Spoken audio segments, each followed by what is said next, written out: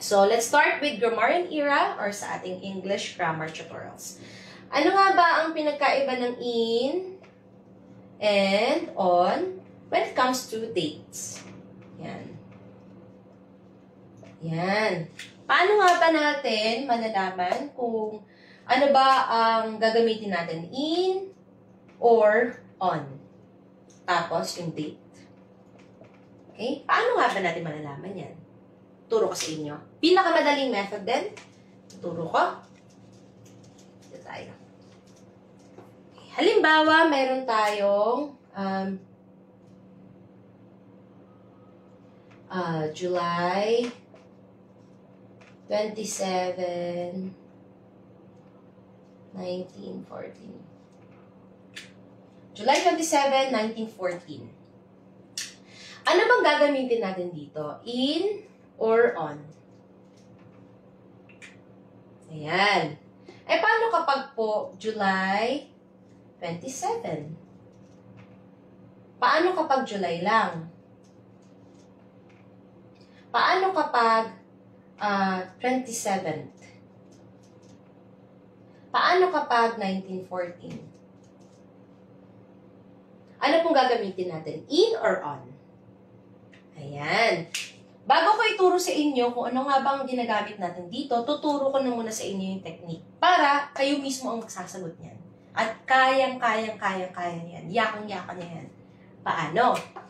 Lagi niyong tatandaan na sa atin, ito sa mga girls, sa mga girls, no? Okay, hindi lang naman ito sa mga girls, pero ito yung ginagamit kong technique para maalala natin. Nakaka-turn on sa lalaki kapag ikaw ay dinidate. Yung date na to ay tumutukoy sa numero. Kapag may numero o may binigay sa yung araw o may binigay sa yung in Tagalog ang date ay araw, may binigay sa yung date number, nakaka-turn on.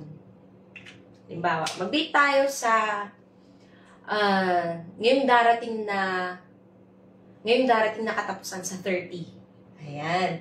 Mag-date tayo ngayong 15. Mag-date tayo ngayong 17. Nakaka-turn on. Okay? Ito, example ko lang siya. Pero alam ko naman na hindi lahat ng babae na to-turn on sa mga ganitong effort. Pero ito lang yung ginagawa kong method para maalala natin. Turn on kapag may date number. Okay? So, paano natin siya may apply dito? Tatandaan nyo, sa grammar, kapag may date number, ito. Anong sabi natin? Nakaka-turn on. So, ibig sabihin, itong may mga date number natin, yan ang merong on. So, on. Itong 1914, may date number ba? Ma, may number po eh. 1914. Pero, hindi siya date number. Yan ay year. Kaya, in or on? Sabi natin, date number, gumagamit tayo ng on. So, dahil hindi naman siya date number, ayan ay year, hindi natin siya gagamitan ng on. Ang gagamitan natin dito ay yung mga walang date number na ito. So, magiging in and in. Tingin ko paano nyo malalaman kung pinakamabilis na pamamaraan kung anong gagamitin natin, in or on? Nakaka-turn on kapag meron kang date number or may specific date. Kaya gagamitin natin ng on kapag may mga specific date. Yan. Day number 27. Gagamitin natin ng on. Pero kapag walang day number or date number, hindi natin siya ginagamitan ng on. Ang gagamitin natin sa kanya ay on. Ma'am, paano kapag decade? Pag sinasabi natin decade, ito ay 10 years. So, anong pinag-uusapan natin dito? Ito ba ay day number or years? Years. Kaya, gagamitan natin siya ng in at hindi on. Sabihin naman natin century. Yan. Equivalent yan sa 100 naman. 100 years. We are talking about years at hindi day number. Kaya ito ay ginagamitan natin ng in. Got it?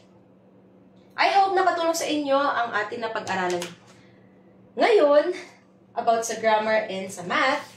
And I wish makakapag-participate kayo sa ating mga ginagawang mga activities sa pages natin na magagamit nyo rin para sa patuloy nating pag-aaral sa math and English at also para sa pag-application sa inyong buhay. So, yun lang naman ang ating pag-aaralan ngayong gabi.